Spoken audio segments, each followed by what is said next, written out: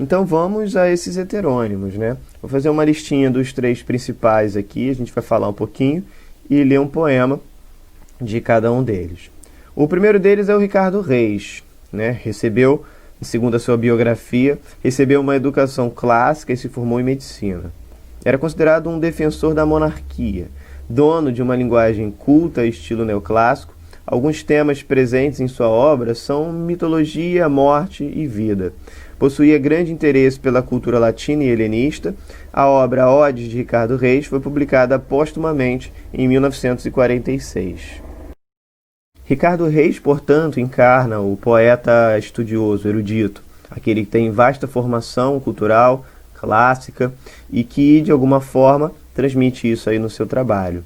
Ricardo Reis, ele tem interesse sim pela literatura mais contemporânea, né, aos heterônimos. No entanto, ele mantém as suas raízes mais fincadas na tradição. Seu interesse por latinismo, por exemplo, vai ficar marcante em algumas de suas obras, mas acima de tudo é uma temática mais voltada para uma visão parnasiana de poesia, não que na forma ou seja, mas uma visão mais pensando na poesia enquanto uma obra a ser trabalhada, a ser refinada.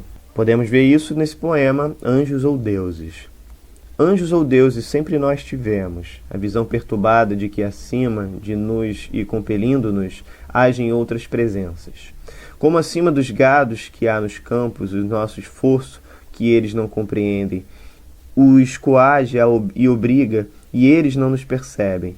Nossa vontade, nosso pensamento são as mãos pelas quais outros nos guiam, para onde eles querem e nós não desejamos.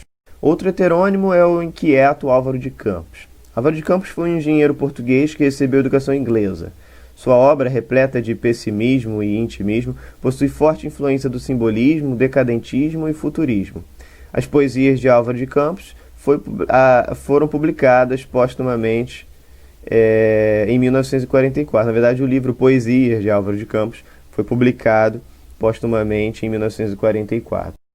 Álvaro de Campos é o poeta irrequieto. É aquele que está incomodado, que não se conforma, que dialoga ali com o pessimismo e o decadentismo da literatura inglesa, mas, acima de tudo, constrói para a literatura portuguesa essa expressão de poemas. Álvaro de Campos traz aí essa formação inglesa que dialoga com a formação em língua inglesa de Fernando Pessoa e talvez seja aquele que mais encarne o espírito modernista, o espírito do rompimento e da ruptura. Temos aqui um trecho do poema Tabacaria. Não sou nada, nunca serei nada. Não posso querer ser nada. A parte disso, tem em mim todos os sonhos do mundo. Janelas do meu quarto de um dos meus milhões do mundo. Que ninguém sabe quem é. E se soubessem quem é, o que saberiam? Dás para o mistério de uma cruzada constantemente por gente?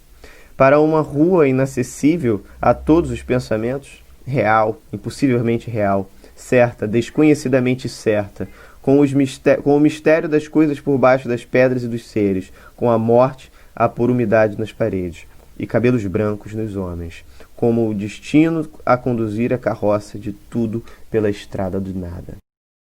Já o heterônimo Alberto Caeiro é o oposto de Álvaro de Campos. Com uma linguagem simples, direta e temas que se aproximam da natureza, Alberto Caeiro cursou apenas a escola primária. Embora ele tenha sido um dos mais profícuos heterônimos de Fernando Pessoa.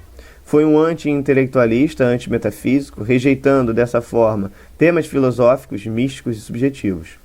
Foi publicada postamente as poesias de Alberto Caeiro, né, o livro com os seus poemas, em 1946. Alberto Caeiro é muito conhecido pela coletânea de poemas O Guardador de Rebanhos, porque é como o heterônimo se porta.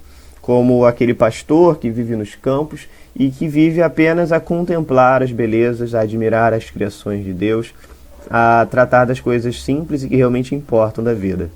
O Alberto Caeiro era o mestre de Álvaro de Campos e Ricardo Reis. Então, ele se coloca como aquele poeta mais livre, mais despido das preocupações do mundo.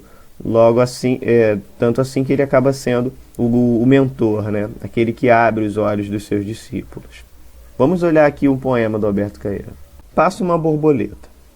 Passa uma borboleta por diante de mim. e pela primeira vez no universo eu reparo que as borboletas não têm cor nem movimento, assim como as flores não têm perfume nem cor. A cor é que tem cor nas asas da borboleta. No movimento da borboleta, o movimento é que se move. O perfume é que tem perfume no perfume da flor. A borboleta é apenas borboleta e a flor é apenas flor.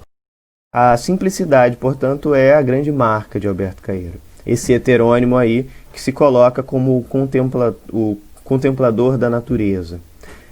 Alberto Caeiro, ele trata de temas muito sutis, muito simples, mas que mostram uma certa elevação, no sentido de que não se deixa levar pelas preocupações fúteis do cotidiano. De qualquer maneira, esses três são os heterônimos mais conhecidos do Fernando Pessoa, lembrando aí todas as obras do autor, mas assinadas com personalidades criadas pelo autor. O Fernando Pessoa, ele mesmo, também tem lá a sua, também tem a sua grande importância, né? Não tem lá, mas tem a sua grande importância, principalmente a partir da publicação de mensagens. Então vamos falar um pouquinho sobre essa obra e o Fernando Pessoa, ele mesmo. Épico, irônico, lírico. Boa parte da complexidade desta obra poética, essencialmente nacionalista, está nas muitas facetas contraditórias apenas na aparência. Em seu único livro publicado em vida, Fernando Pessoa enaltece mais do que a história e os feitos de sua pátria, a alma portuguesa e seus enigmas em poemas que mais tarde se tornariam ícones do modernismo português. É em mensagens que Fernando Pessoa deixa marcada aí a característica nacionalista da sua obra. Essa observação, esse olhar diferenciado que ele tem, muitas vezes crítico, mostra a maturidade desse modernismo português, que admira sim a sua nação, mas sem ufanismo ou sem uma visão iludida sobre a sua própria imagem. Crítico com seu próprio trabalho, afinal grande parte da sua obra estava escondida num baú, a publicação de mensagens já nos deixa claro que provavelmente Fernando Pessoa trabalhou bastante nesse livro e da sua qualidade. Entender a qualidade de uma obra que o autor, com a sua grande autocrítica, decidiu por publicar é fundamental para a gente entender esse livro de poesia. Vamos ler aqui um de seus poemas em que fica marcado aí esse teor nacionalista e que abre o seu livro, dividido aí em uma série de grandes poemas. Os Campos. Primeiro, o dos Castelos. A Europa jaz posta nos cotovelos, de oriente a ocidente jaz, fitando e toldam-lhe os românticos cabelos, olhos gregos lembrando.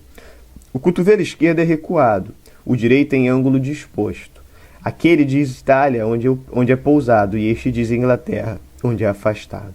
A mão sustenta em que se apoia o rosto, fita com olhar esfíngico e fatal o ocidente, futuro do passado, o rosto com que fita é Portugal. Então ele abre o seu livro de poesia já tratando aí da Europa com o seu papel particular, né, de o antigo mundo, e não esquece de falar também da América, né, quando ele diz que a Europa volta seu rosto em outra direção, em direção ao Ocidente, e acima de tudo em colocar Portugal como tendo um grande papel nesse trabalho, o papel de voltar o rosto para o Ocidente. Claro, o papel de descobrir as terras de além-mar. Essa ainda uma visão que Portugal permanece, que Portugal mantém até os dias de hoje. Muito se fala sobre o português não ter a noção que nós temos hoje aqui de como essa colonização não foi tão bela assim, né? Ela acabou se tornando um grande genocídio, mas a gente não encontra essa visão ainda na obra de Fernando Pessoa. Portanto, é isso, galera. Esse é o poeta Fernando Pessoa, o grande poeta Fernando Pessoa e seus heterônimos. Fica ligado, não é tão complicado entender assim essa organização do trabalho do autor. Talvez o grande desafio seja em você analisar a sua obra, ler os seus poemas. Portanto, deleite-se com isso. Grande abraço, até lá.